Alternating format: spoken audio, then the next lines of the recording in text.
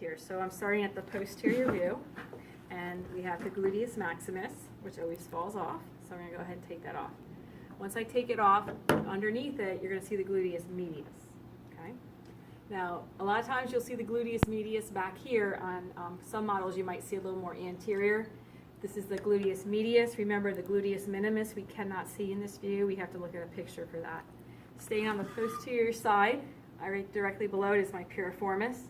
And notice the piriformis, the sciatic nerve comes out underneath it.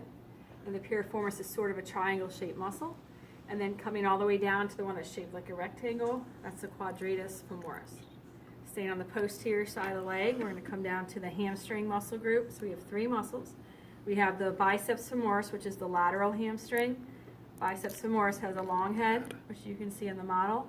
And if I take the long head off, directly underneath it is a short head. Okay, short head stays on the model, long head comes off. On this side, I'm going to have the semimembranosus and tendinosus. So remember that the membranosus is the more medial one, so I can see here, and I can see on the other side. The tendinosus actually sits on top of the membranosus. So semimembranosus, tendinosus, and I can see part of the semimembranosus over here as well.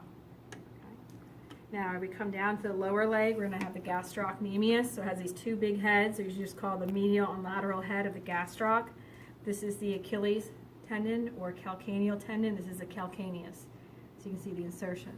Staying here, if I turn it, you can see the soleus underneath it in this angle. I'm going to turn my head in this angle. I can also see the soleus if I go ahead and take off one of the heads of the gastroc. I can see the soleus underneath. So you can see it in a couple angles. Okay. Soleus also inserts into the calcaneus through the calcaneal tendon or Achilles tendon. So I'm going to go ahead and take that off. Now I'm in my deep muscles of my lower leg, and there's going to be four muscles back here. The first one in the back of the knee is the popliteus, back in the popliteal fossa, and then I have three. The one in the middle is going to be my tibialis posterior, and then I have the two on either side. So here's my big toe, here's my hallux. But remember that the flexor hallucis longus starts over on the lateral side and then it curves back over. So I have my flexus hallucis or hallucis longus and my flexor digitorum longus. If I rotate the lower leg slightly to a lateral view, now I see my peroneals. So I have my peroneus longus or fibularis longus and my peroneus brevis. Since I'm down here, I'm just going to keep going. I'm going to rotate around now. And I have two muscles that I can see on the anterior. Notice the extensor digitorum longus, and you can see the tendons coming down to the toes, and then the tibialis anterior.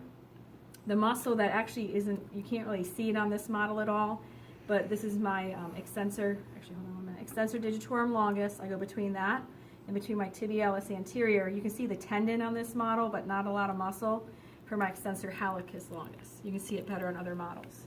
Okay. Let's come back up here now. Let's do anterior compartment. So I'm going to start up at the top here, and I have my iliopsoas muscle group. So I have my psoas major, and then my iliacus. They merge, I just have to turn again. They merge into the iliopsoas. So if I label this is iliopsoas. This is where they merge, but you can see the separate muscles up here. Psoas major, iliacus. Longest muscle in the body, sartorius. So we're going to go ahead and take that off so we can look deep to it. Get out of the way. Watch out.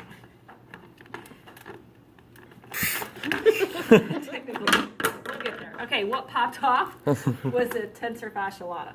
So the tensor fasciae lata inserts into the IT band, which you can see here. Okay, I'm going to get that off. It's going to fall off anyway. I'm going to stay here. Now in this view, notice I see this yellow, blue, and red. The yellow is the femoral nerve, the red is the femoral artery, the blue is the femoral vein. Normally you would take those out when you dissect. Directly underneath that is going to be the pectineus. So I know you don't want me to take them off. I'm going to show you pectineus. Okay. And then there's that little tiny one in here. It's colored blue. That's my adductor brevis. Then I have my longus. And I have my adductor magnus, which I can see here. But I can also see a little bit of it over here. My most medial muscle is my gracilis. So I can see the gracilis here. So now I'm going to come over here and look more at the anterior, continue with the anterior compartment. I have my quadriceps femoris muscle group. So I have my vastus medialis. Notice on the same side, of the big toe.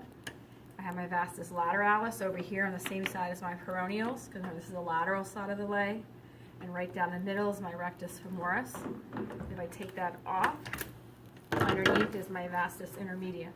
Notice the quadriceps all insert. Above the patella is technically the patellar tendon. This is the patellar ligament, and they insert on the tibial tuberosity. That's it, right? So I do that. That's all, folks.